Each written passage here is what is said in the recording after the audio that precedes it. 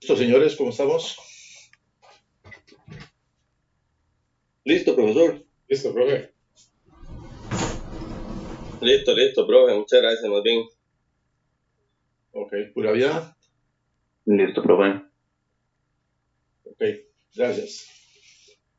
Ok, entonces, una vez concluido la parte del quiz, empezamos a hablar sobre el tema de red eléctrica nacional para complementar un poquito los temas que ya traíamos anteriormente. Entonces, nos corresponde ahora ampliar un poco sobre el tema de la red eléctrica nacional para ver algunas cosas que son interesantes y que a veces no tenemos claro o no conocemos del todo. Porque tenemos que saber cómo está compuesta la red. Eh, Generalmente nosotros recibimos el suministro eléctrico en nuestros hogares y pasamos por alto que la red eléctrica es muy amplia, viene desde zonas muy alejadas donde se produce la electricidad, se transmite por alta tensión hasta las zonas urbanas y luego viene todo un proceso en las zonas urbanas para volver a transformar esa energía y distribuirla a todos los hogares.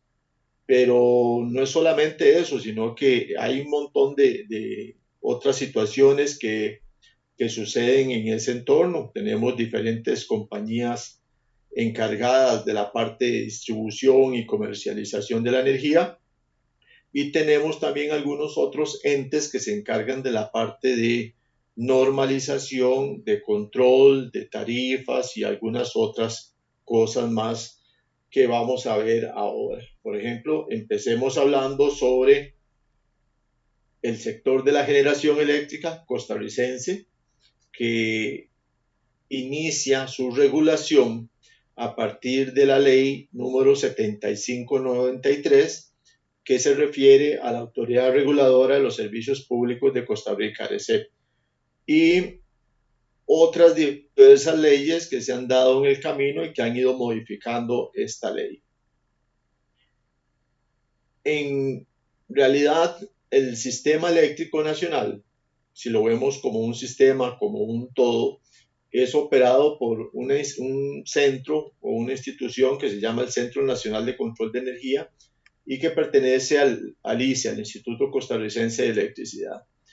Este organismo se encarga de todo lo que es la administración y la planificación a corto plazo del sector energético, del uso de la energía. Entonces vamos a estar regidos por este organismo que es el Centro Nacional de Control de Energía del instituto. Entonces las empresas distribuidoras que nosotros conocemos que existen en el país, llámese SPH, Fuerciluz, Cope Guanacaste, Copelesca, JASEC, etcétera, todas las empresas distribuidoras tienen un papel de distribución y comercialización, pero que están regidas también por obviamente la ley y los reglamentos, pero también instituciones como el Centro Nacional de Control de Energía, que se encarga de administrar y planificar el consumo, la producción y el consumo de energía para cada una de las regiones del país.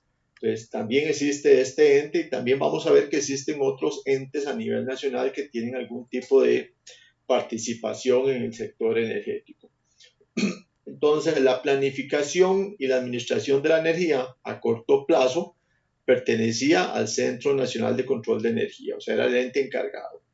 Pero la planificación a largo plazo recae sobre el Ministerio de Ambiente y Energía, el MINAE. Esa es la institución del gobierno que se encarga de todo lo que es planificar y administrar la energía, pero ahora a largo plazo. Ellos se encargan de elaborar lo que conocemos como el Plan Nacional de Energía y este Plan Nacional de Energía es el que se toma como base para orientar todas las directrices para la organización y la planificación de la administración de la energía. Vamos a ver un cuadro en donde vamos a ver los diferentes actores que participan en el sector eléctrico y en cuáles son las actividades que pueden o no desarrollar las instituciones de acuerdo al marco legal que los esté rigiendo.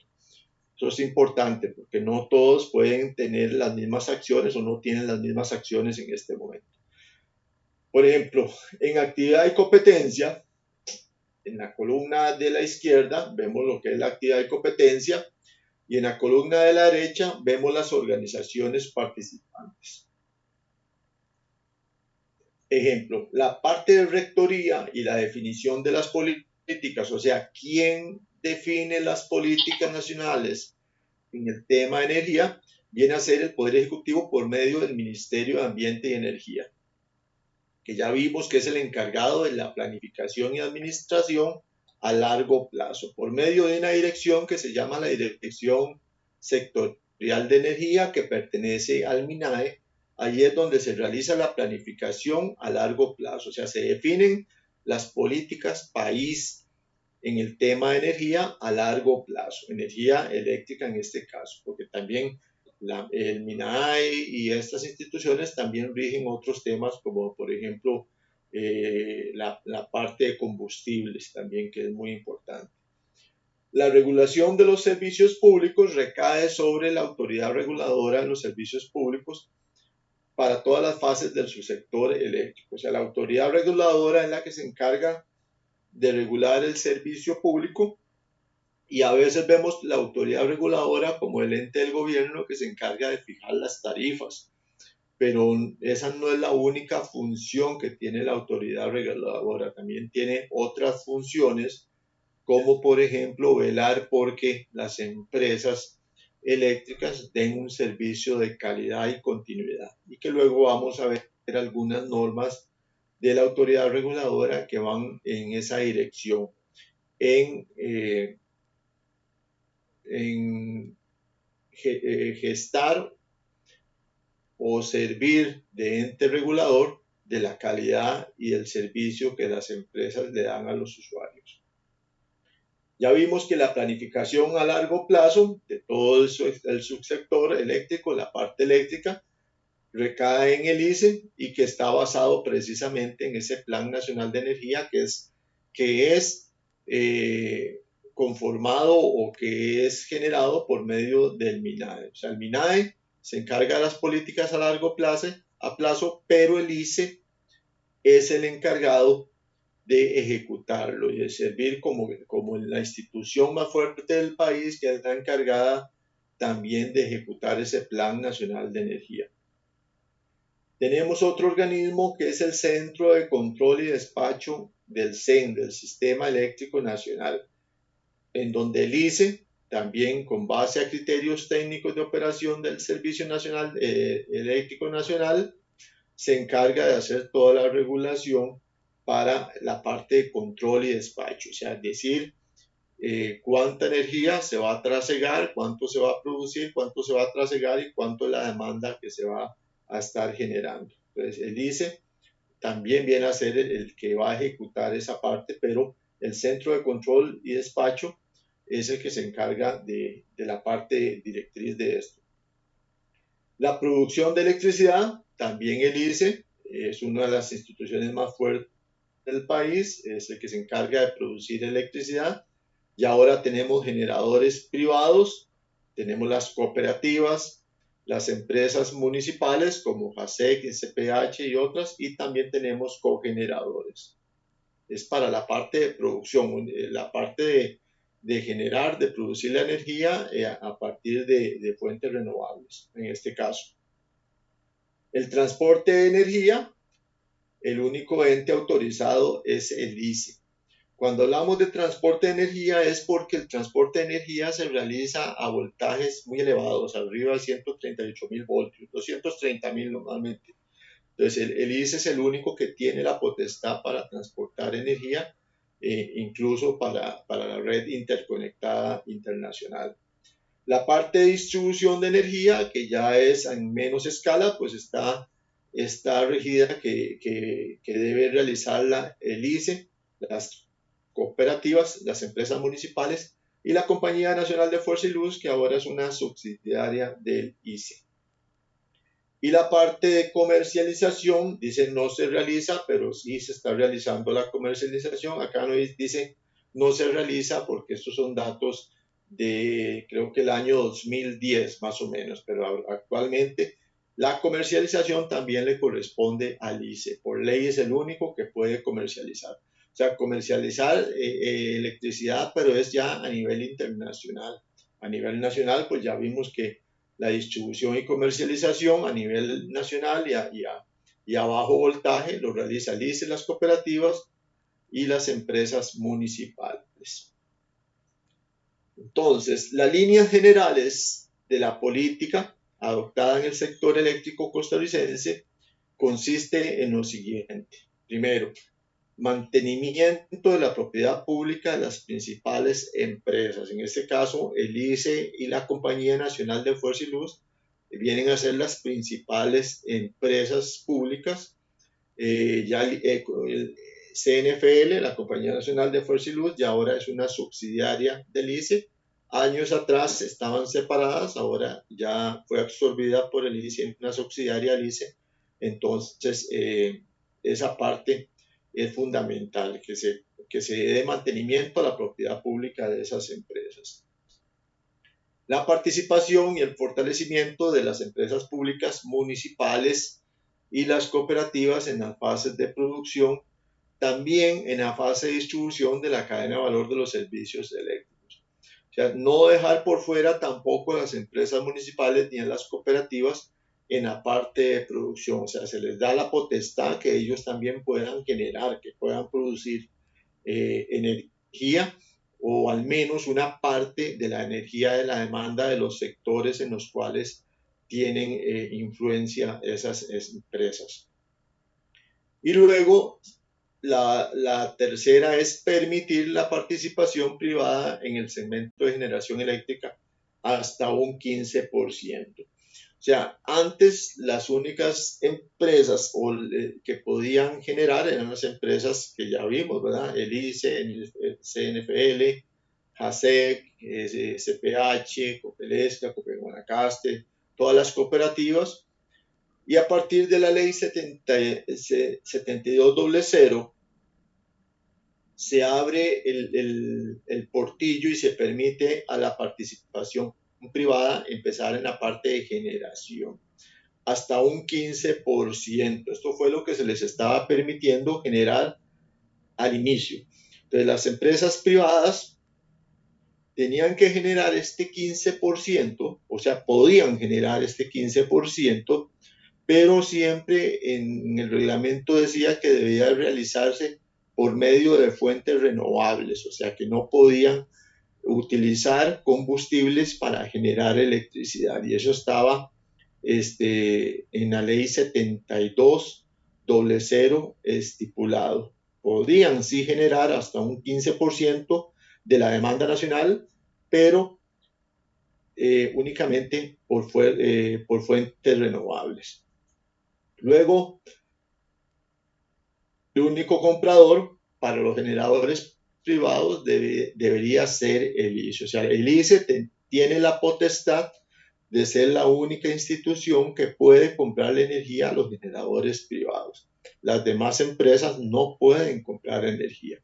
Aunque estén los generadores privados ubicados en su área geográfica de cobertura, estas empresas municipales o las cooperativas no pueden comprarle energía a un generador privado, y así estaba estipulado también en la ley 7200.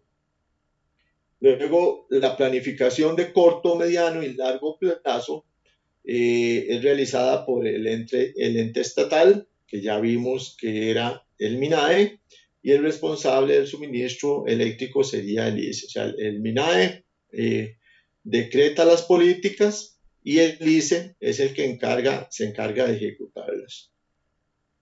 La parte de transmisión de energía a alto voltaje y la parte del centro de control de energía son propiedad y son dirigidos por el ICE. O sea, en pocas palabras, el ICE es la institución más fuerte del país y quien tiene todas las potestades para sobresalir y para llevar todo el control de la parte energética a nivel eléctrico del país.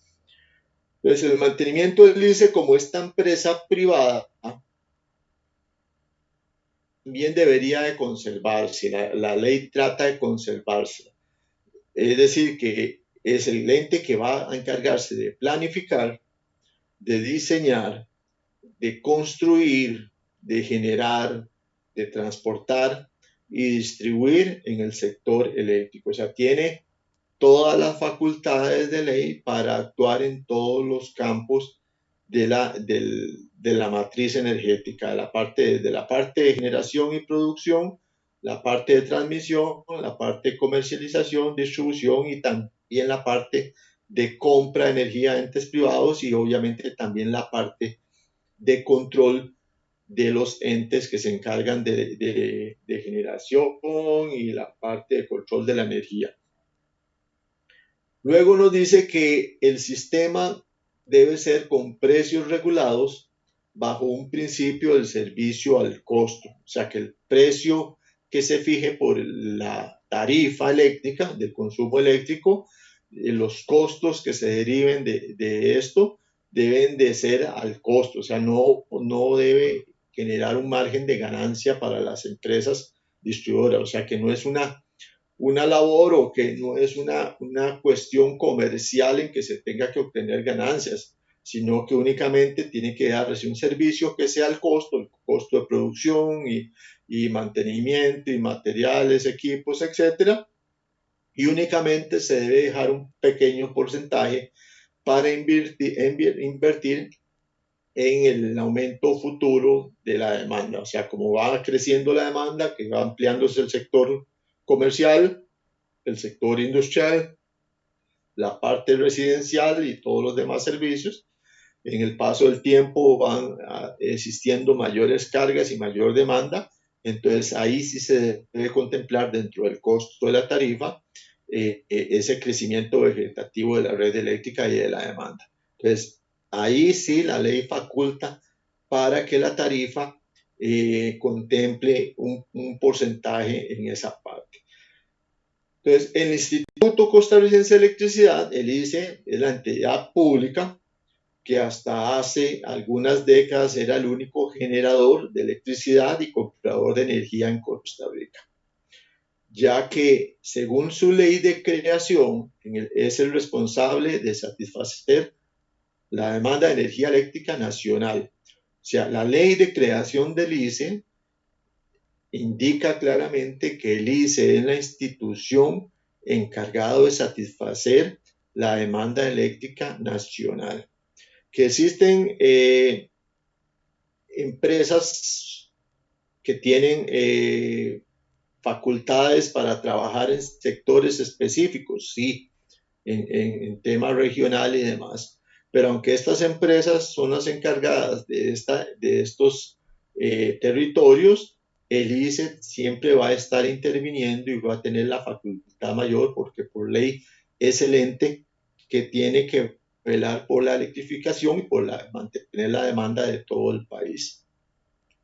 Sin embargo, a partir de la aprobación de la ley, esta que estábamos viendo, la 7200, y luego otra reforma que hubo, que fue la ley 7508, se le permite a la generación privada de electricidad en algunas condiciones específicas. O sea, ya se le otorga un permiso a generadores privados, a capital privado, crear en las regiones donde tengan sus propiedades, ¿verdad? Crear fuentes de generación para vendérsela al ICE. Antes únicamente el ICE y las empresas distribuidoras podían generar y abastecían la demanda, pero a raíz de la ley 7508, que se hizo la modificación, todavía se le amplió un poquito más a las empresas privadas la parte de generación eléctrica. Entonces, desde el año 1990, que se formuló la ley 7200, es cuando se le da la autorización a la generación privada para poder intervenir en la producción de energía en Costa Rica, siempre y cuando fuese mediante fuentes renovables. Fuentes renovables estamos hablando que la de mayor utilización en Costa Rica es la hidráulica, que podría ser eólica, que podría ser solar, que podría ser cualquier otra fuente, pero que fuese renovable.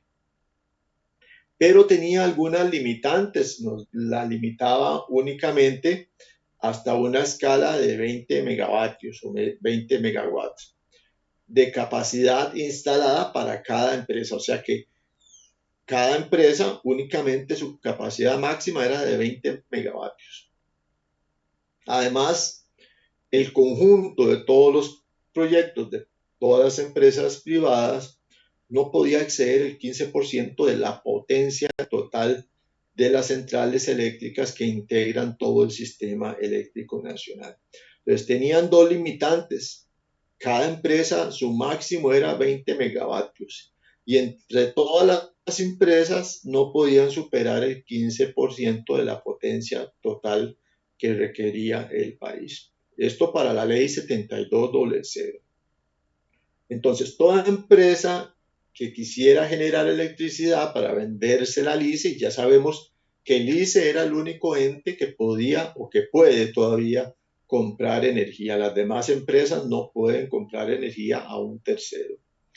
Debe tener como mínimo un 35% de su capital social propiedad de ciudadanos costarricenses. O sea, esta misma ley lo que le estaba diciendo es que sí, se permitía la generación privada, o sea, podían venir capital extranjero a invertir en Costa Rica, pero adicionalmente debería de tener al menos un 35% de capital costarricense, o sea, de personas o empresas costarricenses que estuviesen aportando a esas empresas de capital privado. Entonces sería un mixto entre extranjero y costarricense, esas empresas privadas y con las limitantes que ya habíamos mencionado anteriormente.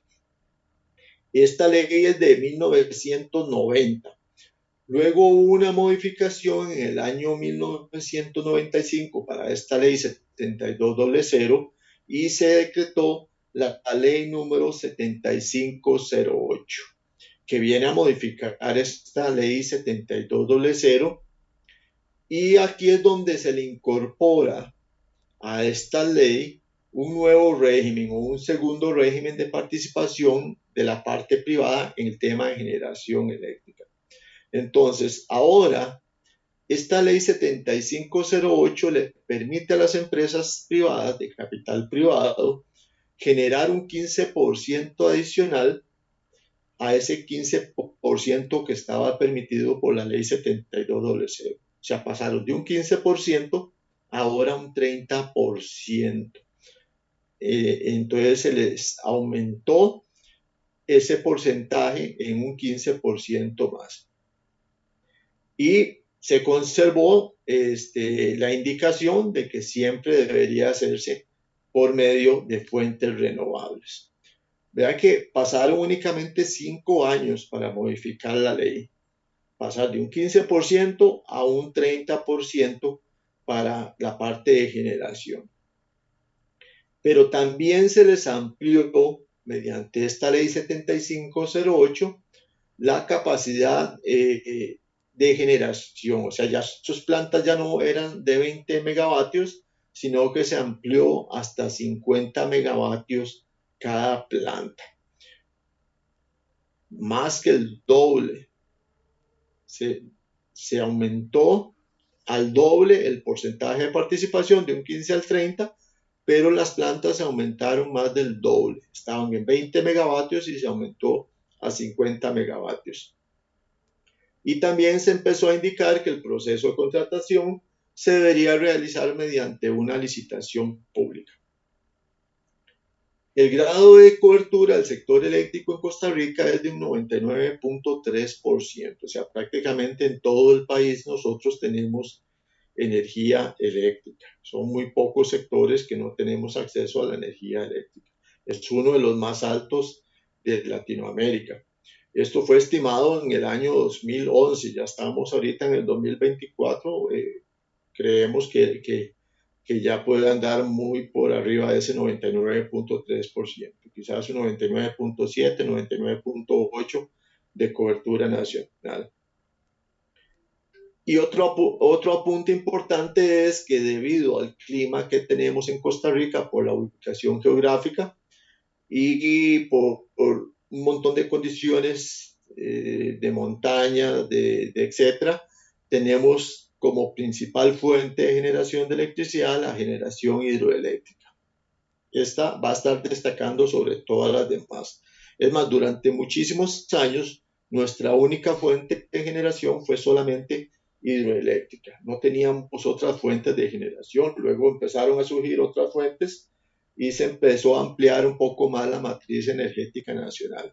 Pero durante muchísimos años, décadas, la matriz eléctrica costarricense estaba compuesta básicamente de la parte hidroeléctrica y de la parte térmica en un pequeño porcentaje.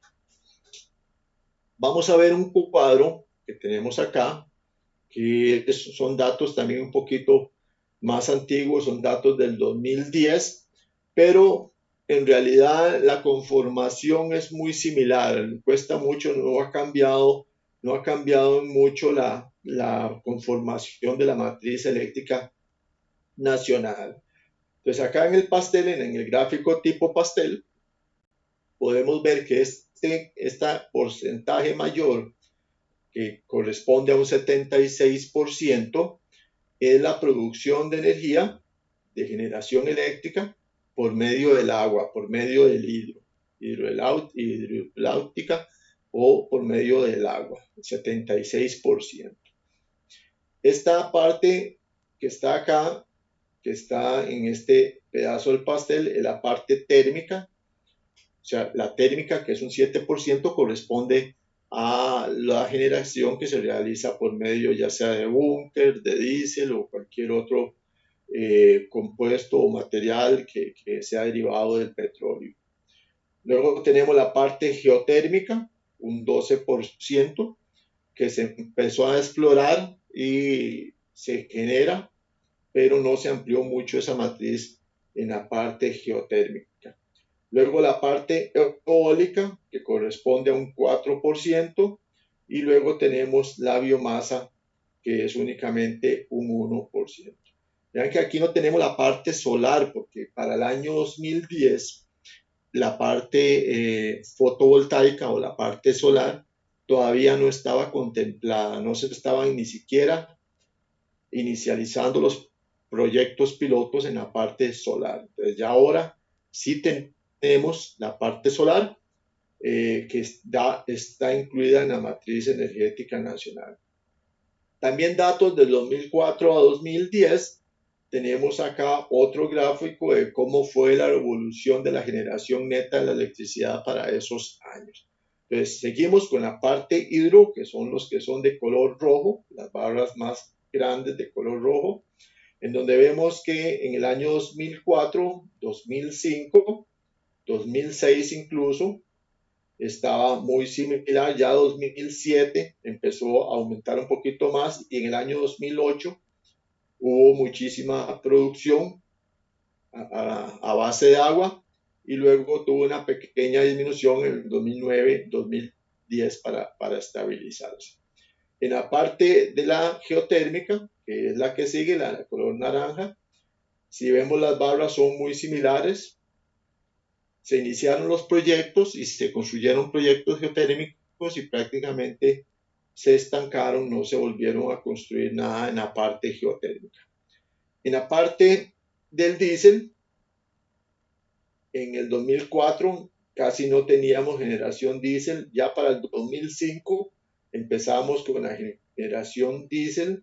2006 aumentó la parte térmica, generación con diésel.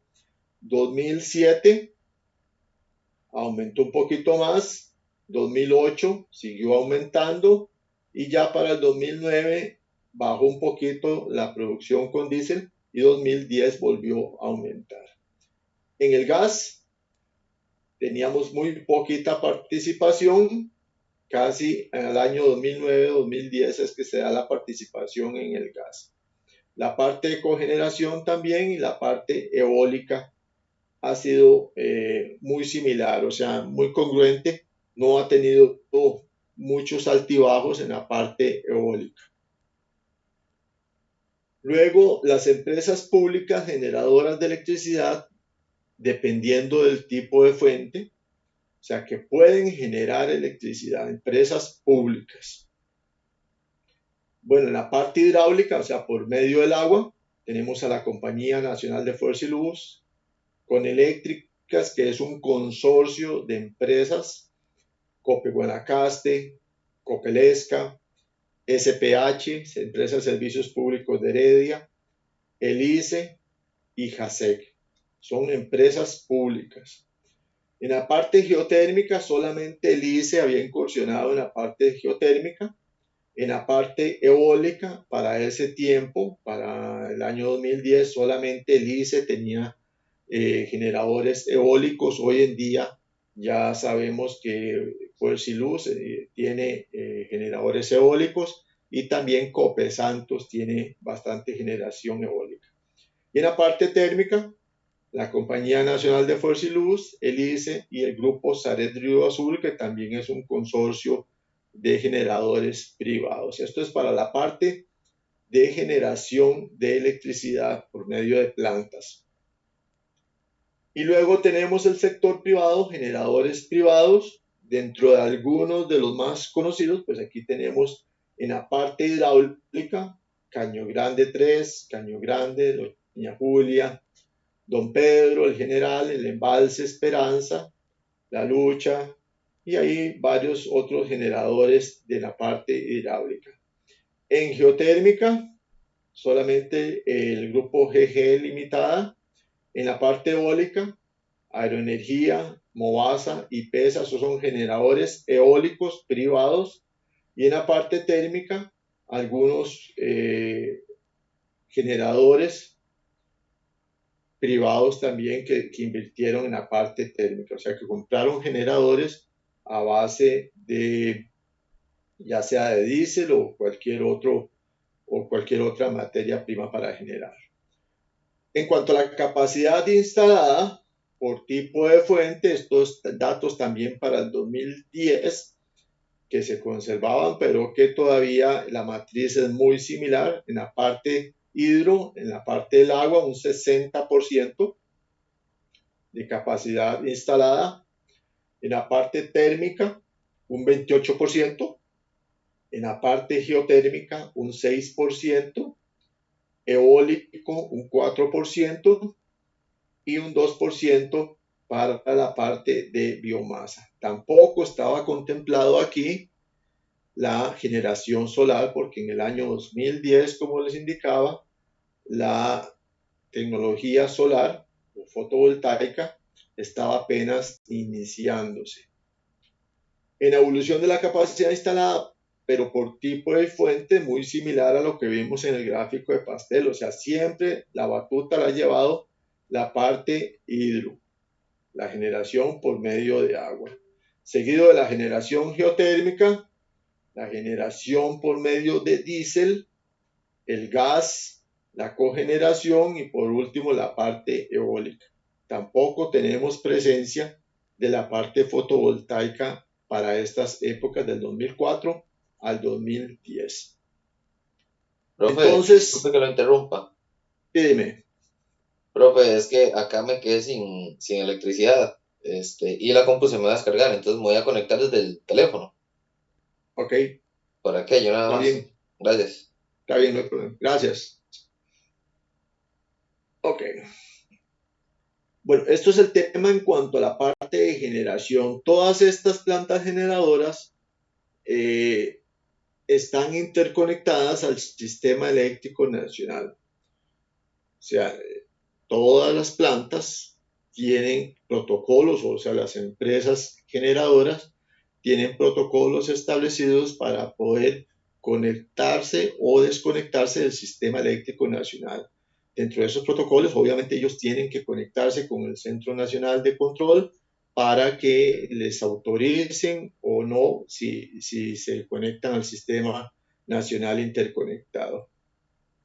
Para esto existe una unidad estratégica de negocios en el ICE y el Centro Nacional de Control de Energía, que también es administrado por el ICE, que se encargan de dirigir y coordinar todo el funcionamiento del sistema eléctrico nacional y también el mercado eléctrico nacional. Entonces, nuevamente, el ICE es el ente superior, es el que se encarga de planificar y de administrar todo lo que tenga que ver con energía acá en el país. O sea, las empresas distribuidoras municipales, las cooperativas y demás están regidas por el ICE. O sea, no pueden variar la generación si no tienen una autorización expresa del ICE. El ICE es el que les dice cuánto pueden generar y cuánto no pueden generar. Porque además las empresas municipales y las cooperativas no tienen una capacidad de generación del total de su demanda. O sea, ellos generan solamente una pequeña parte de la demanda de la zona a la cual ellos están dando el servicio. La otra parte tiene que ser suministrado por el ICE. Entonces, más bien estas empresas lo que hacen es comprarle energía al ICE para poder suplir la demanda en sus zonas que tienen designadas por ley también. Entonces, también Costa Rica forma parte de un mercado eléctrico regional, o sea, a nivel regional, ya fuera de nuestras fronteras, también existe un mercado eléctrico entre los países centroamericanos. Este mercado lo que agrupa, lo que hace es agrupar a todos los países de la región para generar un sistema internacional interconectado. Para integrar a todo este sistema de países centroamericanos existe una organización que se llama la CIEPAC, que es la que se encarga ya de toda la planificación y de toda la administración del sector eléctrico, pero a nivel regional, a nivel centroamericano. Vamos a darle aquí a Eduardo, que ya ingresó. Ok. Dentro de los grandes proyectos que se presentan para esta época, teníamos algunos proyectos bastante ambiciosos para poder satisfacer la demanda del país, que se veía que iba a aumentar en un 6%, estamos hablando del año 2010. Existían dos grandes proyectos, que era el Reventazón, que se terminó de construir y que está ubicado en la provincia de Siquirres, en Limón. Tiene una capacidad de 300 megavatios y empezó a operar, bueno, estaba estimada para el año 2016, no sé si empezó a operar en ese año. Tenía un personal de 125 y el coste del proyecto era de 2.165 millones de dólares para esa época. Ya aquí se avanza la obra, ya se ha iniciado la construcción, pero ya ese proyecto ya se terminó, ya estamos en 2024 y ya está en funcionamiento hace muchos años. Paralelo a esto teníamos un proyecto que era el proyecto del Diquis, que la ubicación era en Buenos Aires de Osa. La afluente era el río El General, tenía una capacidad de 631 megavatios, más del doble del Reventazón. Era el proyecto más grande que teníamos para desarrollar en el país. Se estimaba que iba a estar construido para el año 2020. Sin embargo, este proyecto se cayó por muchas situaciones, entre ellas la oposición del sector indígena de la zona de Buenos Aires y Osa, pero también hubo mucha influencia ahí política y económica que dieron al traste con la construcción de este proyecto, que era el doble de Reventazón.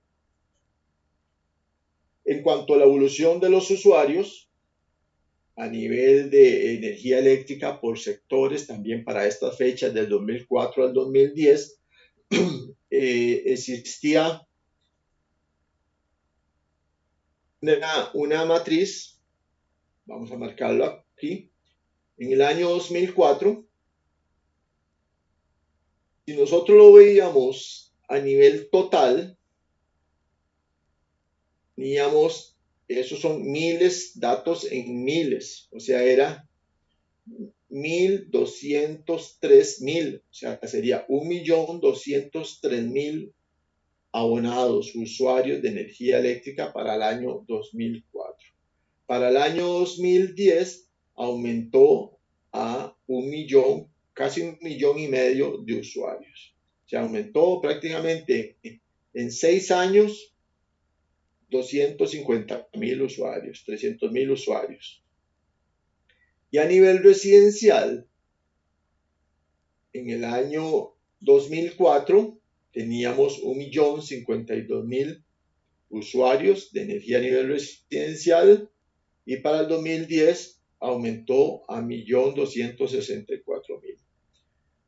Si lo vemos con la parte industrial, en el 2004 teníamos 11.000 industrias en el país y para el año 2010 ahora teníamos 9.100 industrias, o sea, una disminución de la parte industrial en este periodo de tiempo del año 2004 al 2010, una grandísima reducción del sector industrial, sobre todo por los costos de la electricidad y otro tipo de costos que argumentaron las que se encontraban en ese momento en el país y optaron por cerrar operaciones aquí y trasladarse a otros sitios como Guatemala, El Salvador y otras regiones del mundo a montar sus plantas allá. Fue cuando se dio toda la parte de la salida de las maquilas de Costa Rica, de empresas que estaban ubicadas en zona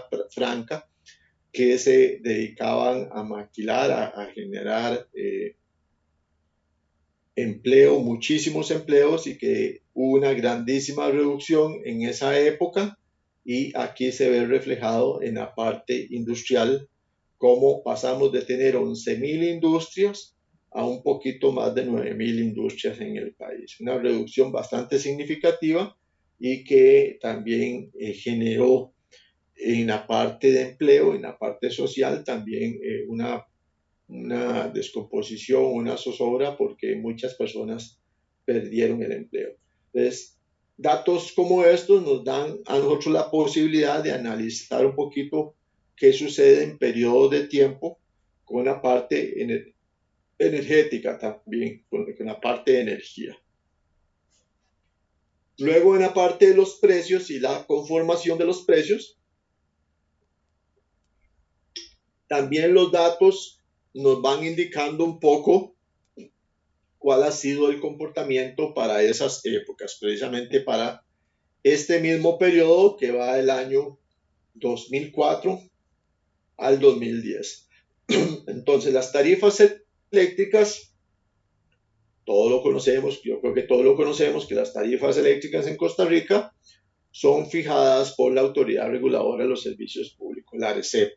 Es la institución que a nivel país y con base a la ley se encarga de fijar las tarifas eléctricas, porque ya les había indicado que no solamente fija tarifas, sino que también tiene otras funcionalidades. Que el principio es el principio de dar un servicio eléctrico al costo, ¿verdad? Que entendido como el precio al costo de una oportunidad social a largo plazo de esos servicios, pero que siempre se deben de considerar criterios de eficiencia económica, equidad social, sostenibilidad ambiental y conservación de los recursos. Eso es lo que tiene que contemplarse a la hora de fijar las tarifas, pero las tarifas deberían de ser al costo y dejando, como vimos anteriormente, un pequeño porcentaje para hacer inversión en crecimiento vegetativo o crecimiento de la población. Entonces, para el año 2004, la producción, el costo de la producción de la electricidad era de $0,065 a nivel residencial. Para el año 2010 subió a $0,134. Hubo un aumento. En el sector general, de 0,089 pasó a 0,165. Y en el sector industrial pasó de 0,069 a 0,129. Entonces vean que siempre tuvimos un aumento y por eso hubo esa salida de grandes empresas maquiladoras del país, porque el precio de la energía tendía siempre al aumento, a aumentar, y en ningún momento hubo una disminución, siempre fue al alza, y llegó el punto en que para las empresas extranjeras resultó muy difícil mantenerse en el país. Y si lo vemos en la parte residencial, pues también nunca ha existido una disminución en la parte de tarifas, sino porque siempre las tarifas van a ir aumentando. Obviamente aumentan los costos, aumentan un montón de cosas y las tarifas van a ir también en aumento. Entonces empezamos a la etapa de transmisión y distribución de energía. Entonces el ICE, que es el ente superior en Costa Rica, por medio de su dependencia del transporte de electricidad, es el encargado de la planificación, la operación, el mantenimiento y la ampliación de la red de transmisión. O sea, el papá de los tomates, como decimos nosotros popularmente. Es el que tiene todas las potestades para hacer de todo a nivel nacional.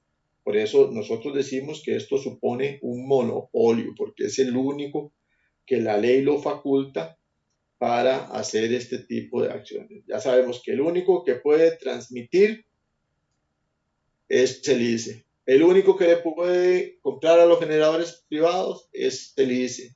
El ICE tiene el control del Centro Nacional de Energía y de todas las demás organizaciones. O sea, siempre es el ICE el encargado de todo eso y que tiene todas las potestades por ley.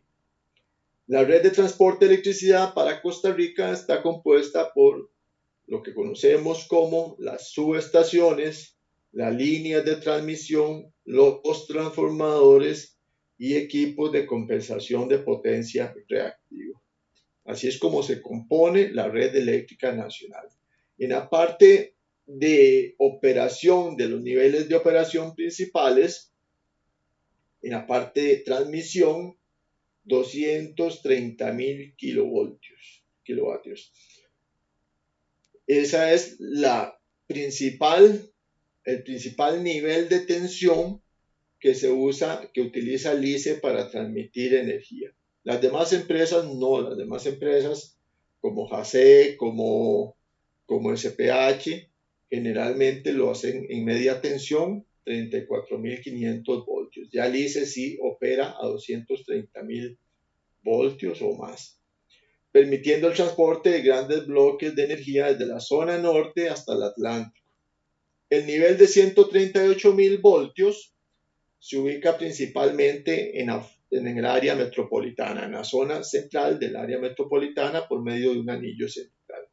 Entonces el ICE transmite a zonas alejadas como Limón, como Guanacaste a 230.000 voltios y en el área metropolitana hasta 138.000 voltios. Obviamente también tiene su red de media tensión, ¿verdad? En media tensión 34.500 voltios y todos los demás voltajes.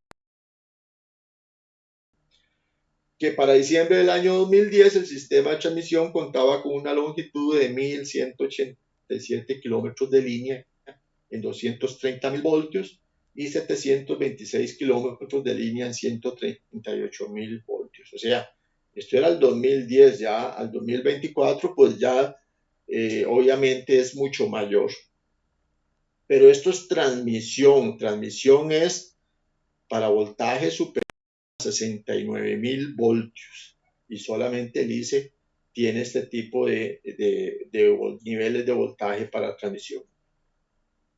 Actualmente las cooperativas de electrificación rural y las empresas municipales también son las únicas que pueden vender la energía que generan directamente a los clientes en el área de su concesión, o sea, el área de su cobertura. O sea, JACSEC para el área de Cartago SPH para el área de Heredia, Fuerciluz para San José Centro, Cope Guanacaste para Guanacaste, Cope San Carlos, etcétera, Cope Santos para la zona de Los Santos. Ellas son las que tienen las facultades para vender energía en estas zonas, que se las han delegado por medio de alguna ley. En cuanto a la ley 8345, que empezó a regir en el año 2003, se autoriza a los consorcios cooperativos y a las empresas de servicios públicos municipales para que puedan generar, para distribuir y vender la energía a los usuarios establecidos en su área geográfica.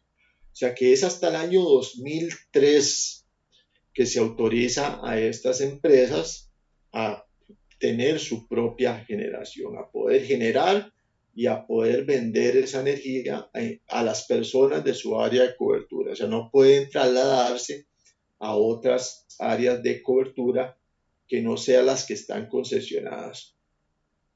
Pero además las autorizaba a que entre esas cooperativas pudiesen suscribir contratos o convenios de cooperación, de inversión o de operación conjunta, porque también iban a estar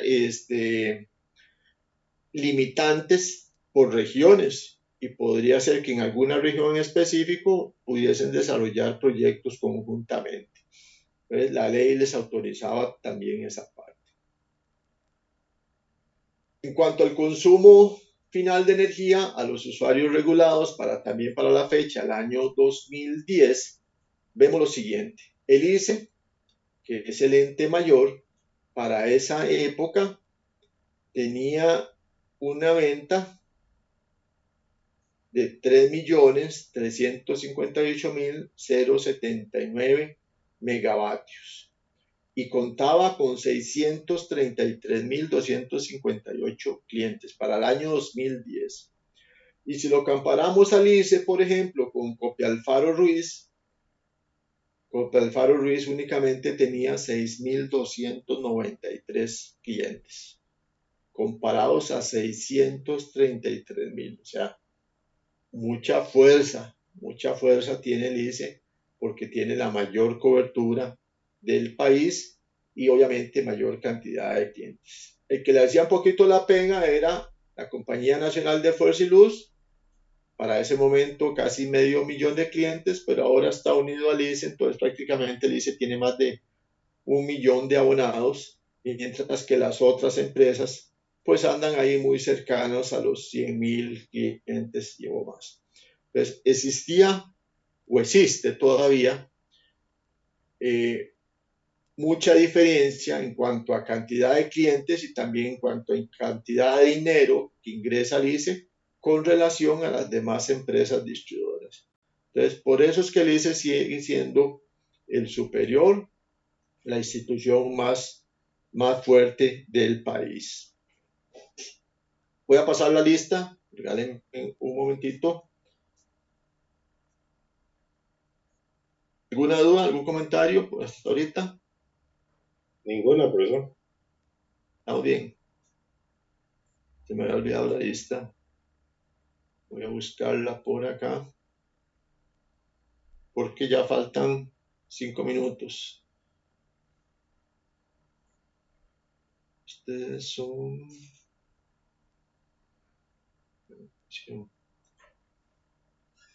Esta noche.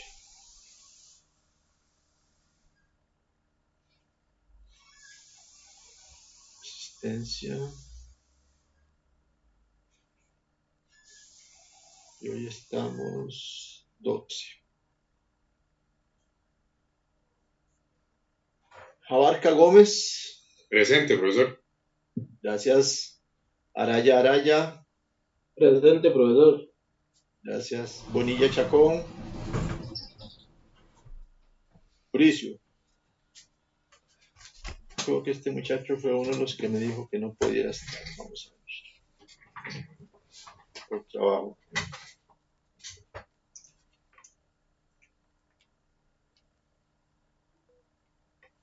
Y Bonilla Chacón José. Presente, profe. Sí, mi hermano dijo que me puso un mensaje que le dijera que está ahorita trabajando. Ok, ok, perfecto. Gracias. Castro Hernández, Presente, profesor. gracias. Chacón Mora, Presente, profe. gracias. De León Fallas, Presente, profe. gracias. González Valle, Presente. gracias. Herrera Salazar, Presente, profe. gracias. Miranda Quesada, Presente, profe. gracias. Molina Arias, Presente, profe. gracias. Navarrete Gaitán, Presente, profe. gracias. Salas Casasola, Presente, profesor. gracias. Serrano Sánchez,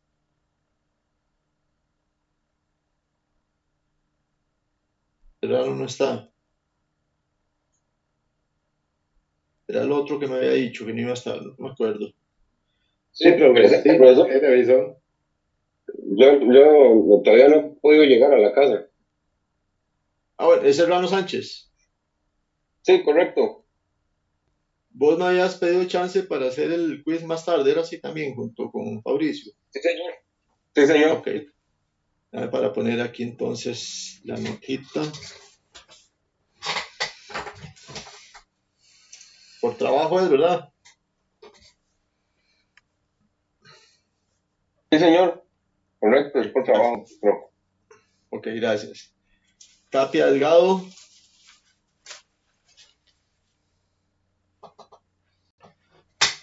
Está. Torres Chavarría. Presente, profe. Gracias. Vargas García.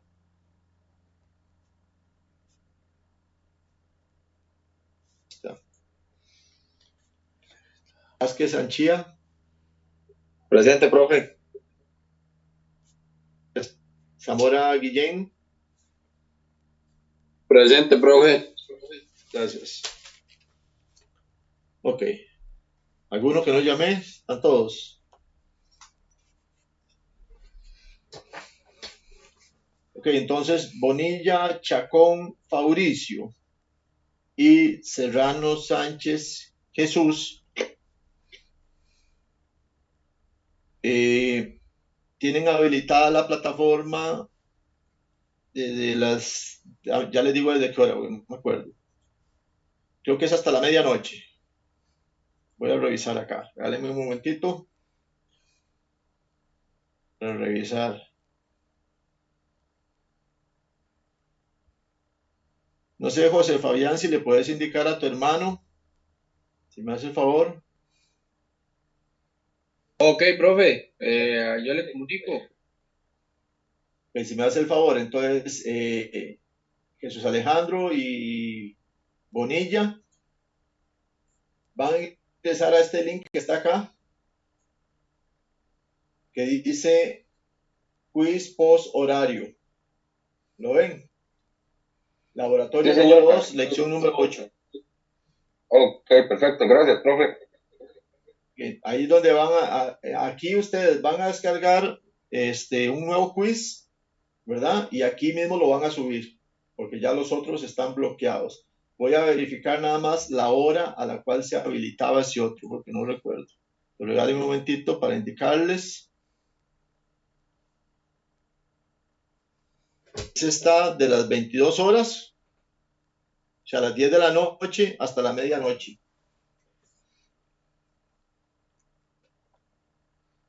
Vamos. Ok, Ok, profe. perfecto. Gracias, profe. Ok, entonces, si me haces el favor, José, le avisas a tu hermano, porfa. Claro que sí, profe. Claro que sí. Ok. Estamos jóvenes, entonces nos escuchamos la próxima semana. Que pasen muy bien, muchas gracias. Gracias, Ok, buenas noches, Buenas profe. noches, profe. Muchas Gracias gracias. a todos. Buenas noches a todos.